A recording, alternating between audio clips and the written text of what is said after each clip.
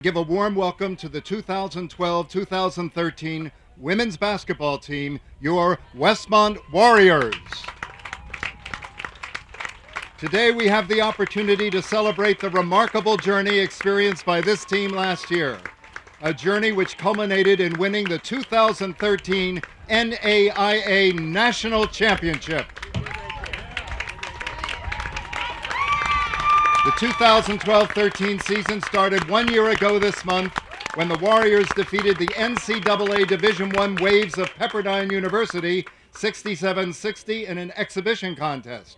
Westmont then won 7 straight games, handing losses to Bethesda, Azusa Pacific, Montana Tech, Carroll, Cal Maritime, Cal State East Bay, and Cal State San Marcos.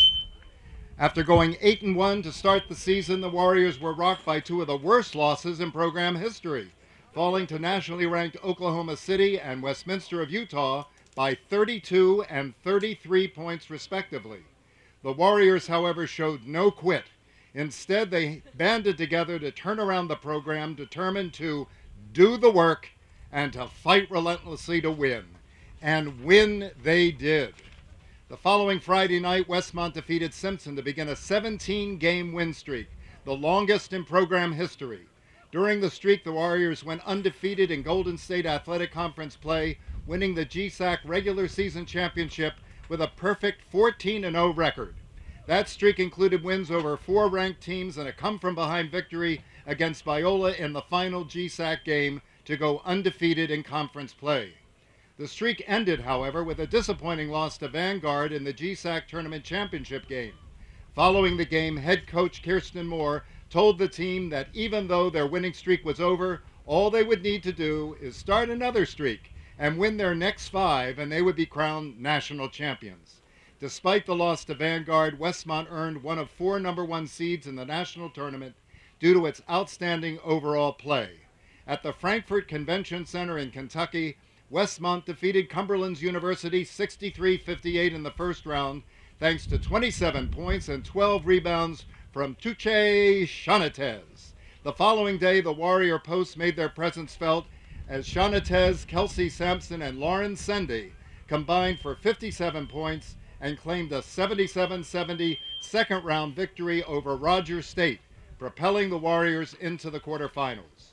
On Saturday, the Warriors squared off again with Westminster and avenged their December loss in a classic defensive battle that resulted in the lowest scoring game in NAIA tournament history, 39-36.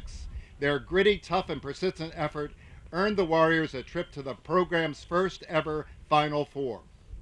After a day off on Sunday, the Warriors returned to the Frankfort Convention Center for a semifinal showdown with Freed Hardeman of Tennessee, the number 1 ranked team in the NAIA. Esther Lee caught fire from long range, and her 19 points led Westmont to their only double-digit victory of the tournament. The 59-49 win advanced the Warriors to the national championship game. On Tuesday, March 19, in a nationally televised game, the Warriors were at their best when their best was needed. Each player filled her role at a championship level as they defeated Lee of Tennessee 71-65, and the celebration began. A celebration that continued the following day as hundreds of students, faculty, staff, and fans turned out to welcome home the conquering Warriors when they arrived on the bus and were escorted into Murchison Gym for an instant celebration. Today, the celebration continues as the players and coaches of the 2013 national champions receive their championship rings.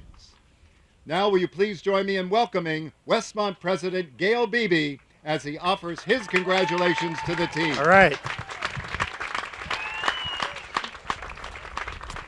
Great to be here today to honor and celebrate our great women's basketball championship, and to also recognize the greatest coach in the history of women's basketball, Kirsten Moore.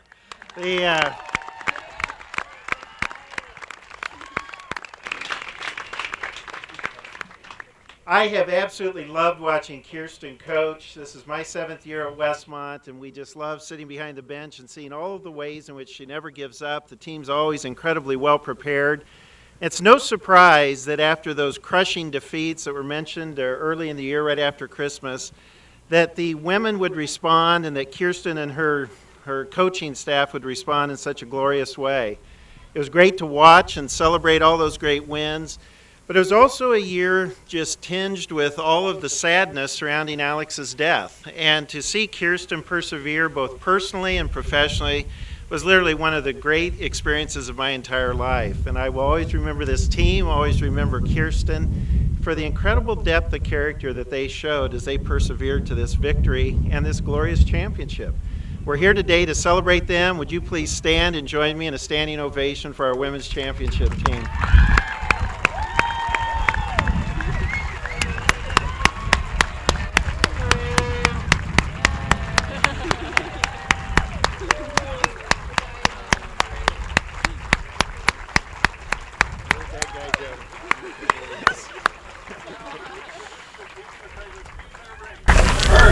A 5'11" forward who saw action in all 34 games. And always brought a spark of energy to the court with her hustle and intensity, Carly Storkson.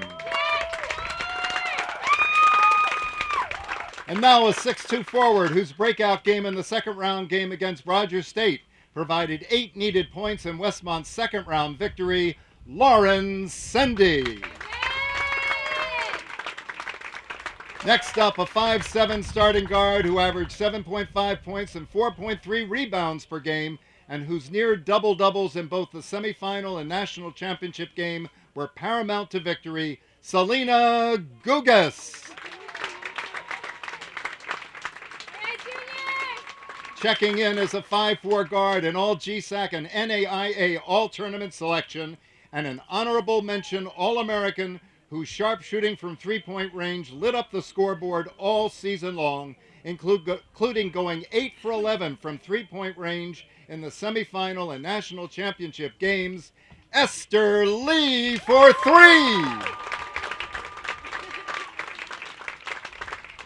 Next, the 5'8" guard who played in 21 games for the Warriors, averaging 4.5 points per game, Dory Lansbach. And now a 5'9" guard whose early season injury kept her on the sideline, but whose dedication kept her at the heart of the Warrior team, Lauren Ruck. Next, a 5'6" guard who was an NAIA and GSAC scholar athlete and whose defense throughout the national tournament was integral in the championship run, Erin Beadle. And now an all-GSAC selection and honorable mention All-American who averaged 12.4 points and 6.3 rebounds per game, Kelsey Sampson. And now a 5'10" forward whose hard work, faithfulness, and positive spirit was a consistent inspiration for the team, Gracie Bolsums.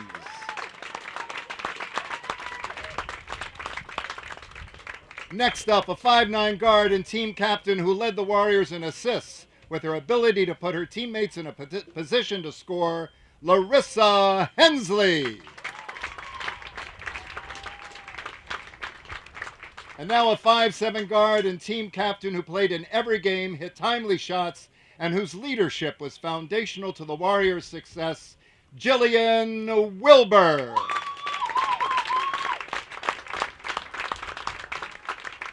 Unable to be with us today because she's playing professional basketball in Turkey, the 2013 NAIA Player of the Year and NAIA Tournament MVP, who averaged 21.6 points and 12.6 rebounds per game, was also named the WBCA National Player of the Year both of her seasons in a Warrior uniform, Tuche Shanates.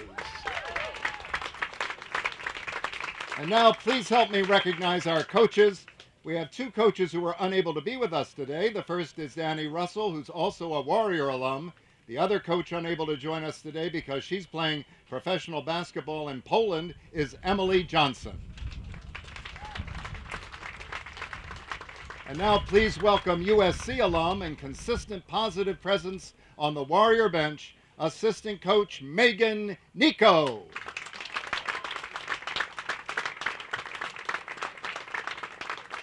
And next, the master of the X's and O's, the Big West Conference legend who helped design game plans both during the regular season and in the championship stretch, Selena Ho.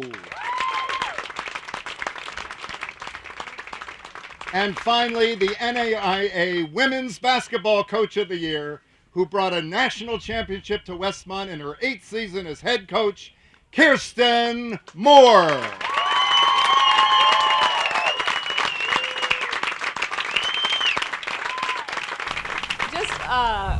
A couple things. First is that we wouldn't have had the opportunity to do what we do and to be here if it weren't for the leadership of our college and our athletic department. And so I have the opportunity to present rings to Dr. Beebe and our athletic director, Dave Odell.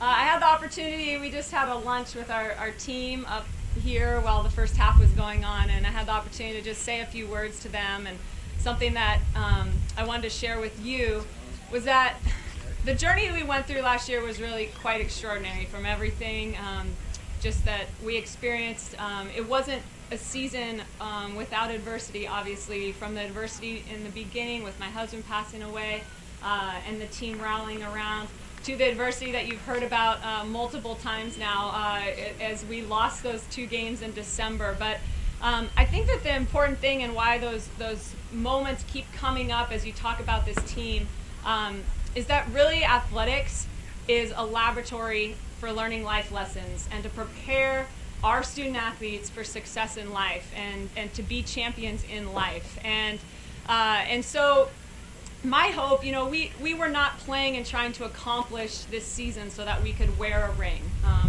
We were doing it for something much larger than that. Rings that won't last for eternal purposes, but the things that we learned last year will. And so I shared with the girls, and I hope for you all too that were with us on the journey, that as you think about this team and you think about what we were able to accomplish and how we were able to overcome it, that the rings are really just a reminder of what we centered our whole season around. And that was the verse that, the Bible verse that I found on my husband's wall after he passed away, to be strong and courageous and do the work.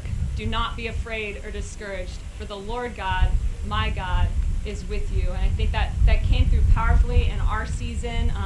Not just the encouragement to be strong and courageous and do the work, but ultimately to remember that every step of the way, God is with us and that He will be glorified. And that's ultimately our hope through our accomplishment, that will happen. And I believe that it has. So to God be the glory. Thank all of you for your part in making it happen and supporting us and being part of our team. And go Warriors. Ladies and gentlemen, your 2013 NAIA National Champions.